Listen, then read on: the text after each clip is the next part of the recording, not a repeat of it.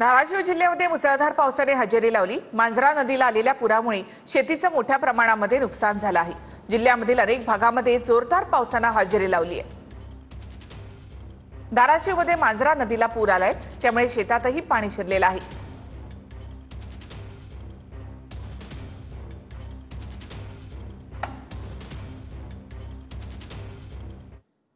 तर पावसामुळे तावरचा नदीला पुराची स्थिती निर्माण झाली आहे। नदीवरील भुसणी बंधाऱ्याचे दरवाजे वेळेत उघडले नसल्यामुळे शेतकऱ्यांचं मोठं नुकसान झालंय।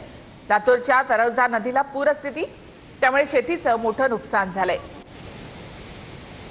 लातूर जिल्ह्यात झालेल्या सर्वदूर पावसाने लातूर जिल्ह्यातल्या सर्वच नद्या ज्या आहेत ते दुतडी भरून वाहताना आपल्याला पाहायला मिळत आहे। औसा तालुक्यातल्या तावरजा नदीवरचं आपण हे चित्र पाहतो आहोत। आपण जर पाहिलं तर अशा पद्धतीनं दुतडी भरून तावरजा नदी पूर्णपणे वाहते आहे आणि आजूबाजूची शेती जी आहे ती अचानक झालेल्या पावसाने प्रभावित झालेली आपल्याला पाहायला मिळत आहे। नदीकाठची जी शेती आहे ते पूर्णपणे पाणी घुसल्यामुळे त्याचं मोठं नुकसान जे आहे ते आपल्या तावरजा नदीकाठच्या शेतांमध्ये पाहायला मिळत आहे। पूर्ण क्षमतेने या नद्या वाहत आहेत। मे महिन्यामध्ये मोठा पाऊस झाल्यामुळे जमिनीमध्ये पाणी शोषण्याची जी काही क्षमता आहे ती संपलेली आहे। त्यामुळे थोडाही पाऊस झाला की नद्यांना पुराची स्थिती लातूर जिल्ह्यामध्ये निर्माण होताना पाहायला मिळत आहे। आपण जर पाहिलं तर तावरजा नदी जी आहे ते पूर्णपणे पुराच्या स्थितीने वाहताना आपल्याला पाहायला मिळत आहे आणि आजूबाजूची शेती जी आहे ते पूर्णपणे प्रभावित झालेली या पावसामुळे आपल्याला पाहायला मिळते आहे।